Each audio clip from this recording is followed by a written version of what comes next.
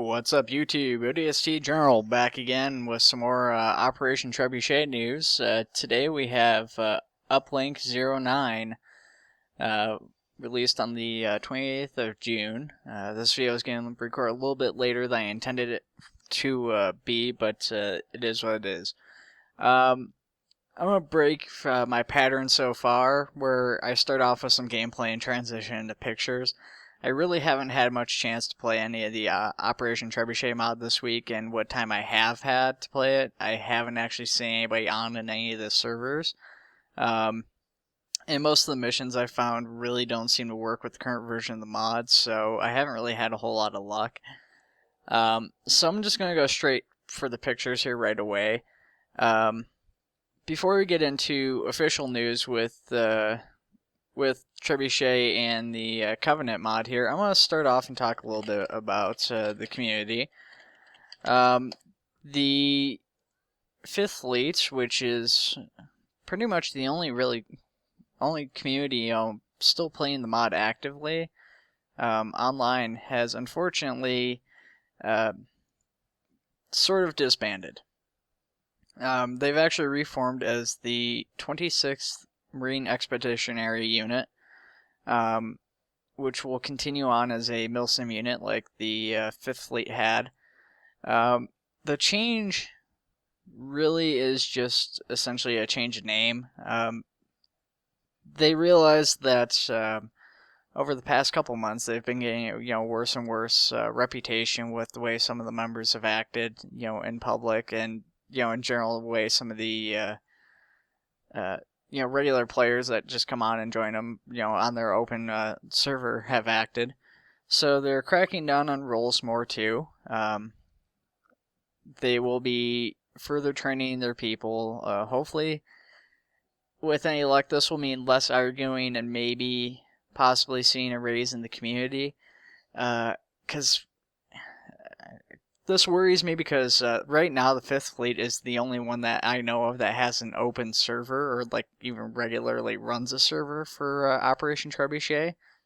There's still supposed to be an official Optre server, but it's not been put up yet, it's not been finished. When that comes out, they'll hopefully be running the custom map for Operation Trebuchet, in which case that might be the new big thing. But until then, the 5th Fleet, or now the 26th MEU, is really the only option anybody's got as far as servers and stuff go. So it would be a shame to see anything really happen to them, or see this change really affect it, because then that essentially means that it's killing off multiplayer unless somebody makes a new fleet or clan. But at this point, it seems interest is kind of waned some, and with the slowing of the development, due to the fact that everybody's just starting summer and it's got summer vacation, stuff like that, and a few other things, development's somewhat slowed. Maybe with the Covenant release coming up pretty soon here, we'll see a raise in that. Raising the community involvement when the Covenant mod comes up, because that's something a lot of people are looking forward to, but that's something we won't know until it actually releases.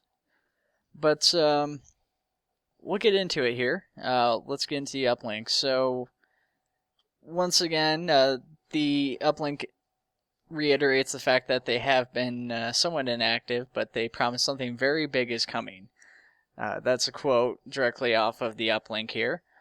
But they're very vague about it, and that's not a surprise. That's just kind of how they are.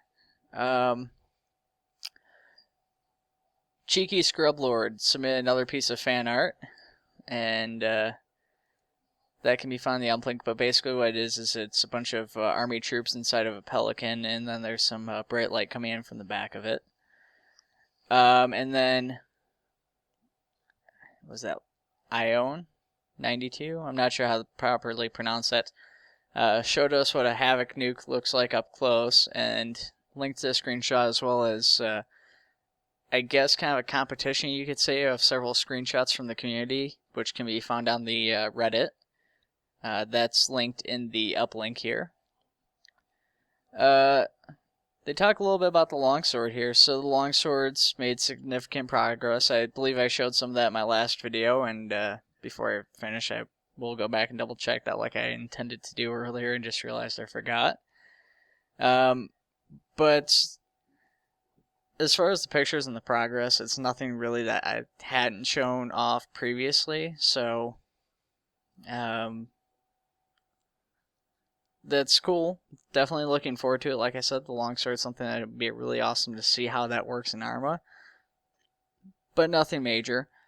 The Dog 88 has been working on landing pad walkways. Now, not a major game changer, but these are like really awesome. I'm very excited about them. I love small details, and things that just make the environment itself come to life and feel like Halo is a good thing as far as I'm concerned. I mean, obviously, yeah, I'd rather see the Scorpion tank or something, but this landing pad looks really good, and so does the walkways, and I'm looking forward to seeing them hopefully implemented on that custom map I mentioned earlier.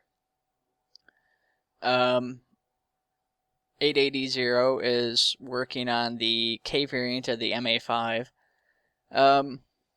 So, as of the screenshot here, and as you guys will see in these pictures, the MA5 he's working on is actually, the MA5. The K is just a attachment. It's essentially where the scope would go, and it's placed on top. Now, I don't know if they plan on redoing the rest of the gun to make a custom version of it, or if that's just how it's supposed to be. But I'm not a huge fan of this. I'm really excited for the gun to come out. It's gun I've been looking forward to seeing. But the MA5B, which is the base model that they're using for that, is a bit too big, I think. For if you guys look at the picture, I'll be showing here, it's the cover from Ghost of Onyx. They have, what they figure the MA5K would look like.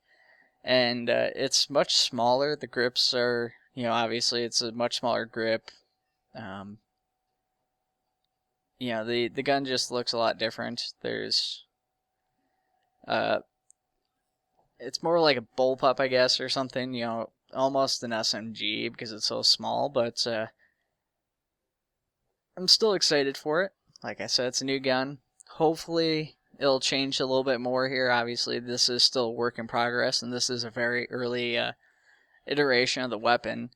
But I'd still like to see it a little bit closer to the version envisioned in the cover of Ghost and the version envisioned in the cover of Ghost of Onyx. I think it looks a little bit better that way. Optre has officially published the mod to the Steam Workshop. I had a person approach me and tell me it wasn't working for them, and I was like, oh, well, they didn't officially release it, and this and that, and I look and I was like, oh, they did officially release it, and I just hadn't looked at the Reddit since I talked to that person. So I am sorry about that. But yeah, if you guys are downloading the Steam Workshop version, I know that person was saying they were having issues and they couldn't get to work properly. Contact them on either the Bohemia forums or on the Reddit and let them know that you guys are having issues with it so that they can work on fixing it. So that's the last of the official development news, I guess you could say. They do have the signal hack, and basically what it says is that a ONI field agent had transmitted them some encrypted data, and they've been trying to work to crack it, but since it was sent, the agent's gone completely dark and they can't reestablish contact for some reason. They then give a transmission address, which, from what I've seen, doesn't actually seem to go anywhere. I would presume that it's a partial extension or it's been mixed around. And it's supposed to be like a web address or something that leads somewhere. But I can't figure that out. Hopefully there's somebody who's a little bit smarter, might recognize what that's supposed to be too, that can solve that. I would presume there is actually something that does link to that. Otherwise, why would they add it? So that really covers everything for Operation Trebuchet this week. And like I said, it's been another kind of slow week for them. Nothing's been updated as far as the machine gun goes or the map itself goes. I guess it was briefly mentioned in a forum post that they ran into some unexpected hiccups in regards to the maps, so they didn't specify what that was or how long it would affect it for and what way it would affect it, but they did say that it did push things back some as far as that goes. The walls were also not shown at all, so I don't know if that's made any progress. They did mention that they were looking into creating some ordnance. I made a couple of posts here previously suggesting they add, things like the anti-tank mines and stuff like that.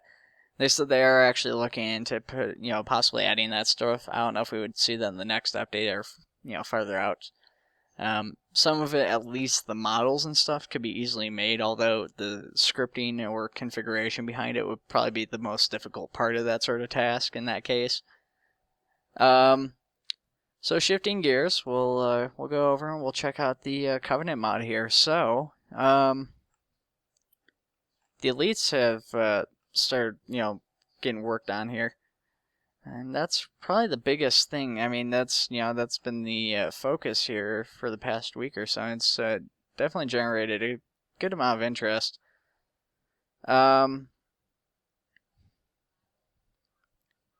So there's only one picture of the elite right now. Oh, there's a couple, and I'll get those in. But when I say there's only one picture, I mean there's only one version of with armor that they've shown, which is the standard elite, the blue and black one. Though he has said he's completed the red. Let me look it up to see which ones he's actually completed here. See if I can find that real quick on the website where I'm at right now.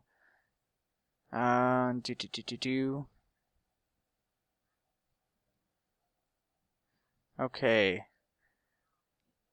He's made yellow, so the gold, the ship commanders, the red, and the white textures. So I'm not sure when he says white if he means silver, like the special forces elites that you see in Halo 2 and stuff, or if he means white, like the counselor elites from Halo 2. But there's 4 textures for the elites then, and as you guys can see, there's already been several changes. Obviously, these aren't in game yet, and it's probably going to take him some work to get these in game. This is probably going to be the toughest challenge he's had so far developing his mod. But if he can get these in with his initial release, with the weapons and stuff, that would be really awesome. And going back, I think I said this last week. I kind of bashed the idea of a life mod when I first heard of it for a life mod for Halo. I'm like, that's silly.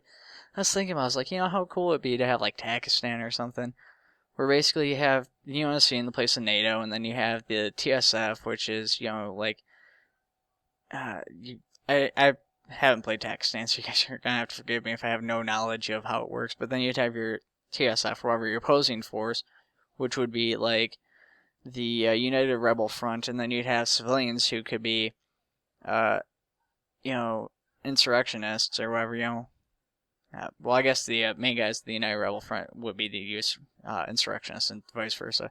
But the civilians would be able to go out and buy either, the terrorist stuff, so they'd be able to get IEDs, they'd be able to get the rebel clothing, or they could just go out and purchase, a Humvee, Humvee, I mean Warhog, and the civilian vehicle, and then maybe go get a job doing whatever people in Halo do for work. I don't know. And then, this Covenant mod comes out, and then somebody says, okay, well, it'll be Zeus here, whoever runs this, and we drop all these Covenant, and all of a sudden all these Innies and Rebels in the UNSC are going to quit fighting, and they're all going to have to start going after these big bad Covenant invading their town. I think that would be really cool to just basically drop the Covenant in at peak gameplay hours and just see how everybody reacts, see if the insurrectionists would take advantage of the weak point to strike a vital blow to the UNSC, or if they'd cooperate to stop an even greater foe. But, like I said, it's been a slow week, not much else to report on right now. Hopefully we'll see a little bit more progress coming up soon. not much else to say. Make sure to like and subscribe, of course. If you guys want to see more content or you have any questions, feel free to ask in the comments. I appreciate you guys inputting in on the YouTube channel with any questions and stuff you guys have. I think it's really awesome that you guys are willing to come to me when you have questions, even if I don't have any clue what I'm talking about some of the time. But yeah, I'll keep my ears tuned. Hopefully if somebody, like I said, is smart enough can figure out that signal hack. You guys have a good night though, and take it easy.